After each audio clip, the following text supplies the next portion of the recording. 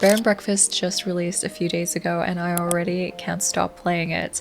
I literally had to move around another video that I had planned this week just so that I can share this with you ASAP. Now for my friends who have been waiting for this on the Nintendo Switch, there has been a little bit of delay, but if you can't wait to play it like me, this is available to play on Steam now, which is the version we'll be playing on in this video. Basically think of Bear and Breakfast as a Stardew Valley type of game, but you're a bear.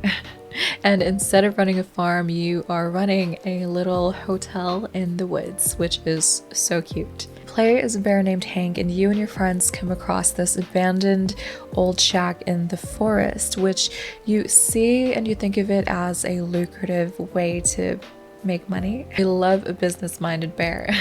So you fix up this shack to attract tourists, but as your B&B business keeps booming, you also find out that there's more to this forest than meets the eye. So it's up to you to uncover its mysteries, all the while managing your business, decorating it, and upgrading it to be the B&B of your dreams. I mean, I do love a good management sim that gives you all the freedom to decorate and build, and also with a cute, wholesome story to go along with it. I mean, what is not to love? If you like similar types of games, maybe this is worth checking out. So the game starts off with a very sort of ominous dream that Hank Bear is having. We see a mysterious shadowy figure with glowy eyes and I am guessing that this is some sort of foreshadowing for the story later on, but I do want to keep this early sort of review, preview, first impressions as spoiler free as possible. But Hank wakes up in his bedroom and we see a little bit of his very simple, humble abode.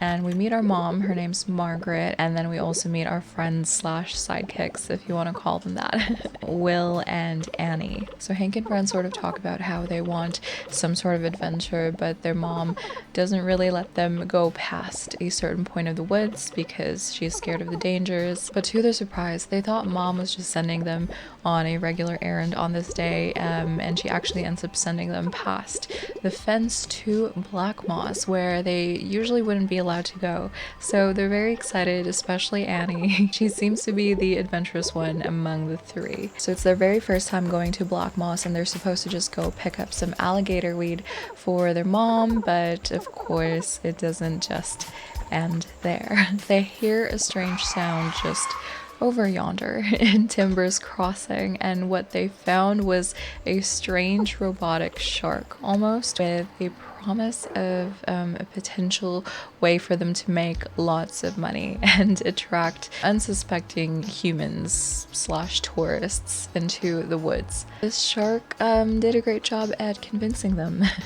He told them to find a piece of property that could house humans, and very conveniently there just so happens to be an old abandoned shack in the middle of these woods, and they decided that this would be the place that they'd fix up and put together some rooms for their new hotel bed and breakfast venture. You look for Tony the Beaver, and he pretty much helps you clear up and fix up the old abandoned shack so that it is livable for humans.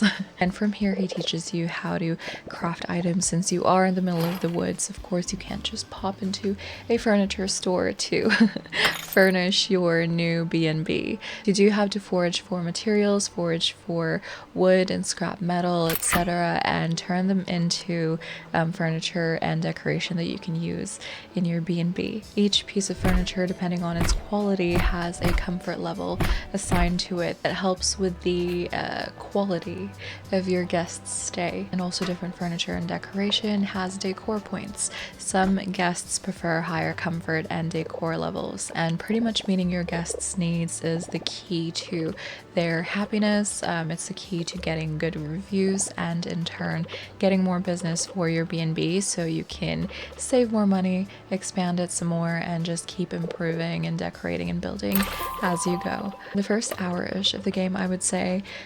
While it does progress the story a little bit, it is mostly tutorials for how you do the crafting, how you do the foraging, and also introducing you to the different characters around town that will help you with your new business. Characters that you have to complete quests for, and also ones that have set up shop where you might be able to find some decor items or building items, blueprints, and things like that. Since you do rely on foraging materials so that you're able to build, I mean, we are very early on in game in the footage that I'm showing, but so far materials have been fairly easy to come by, I suppose. They do respawn every single day in each areas that you unlock, and each area has a specific type of material that you can harvest. For example, in the woods you can get different types of scrap wood, and then eventually when you unlock the highway there's like a junkyard where you can collect more scrap metal and screws and things like that. Besides the hotel structure, there are also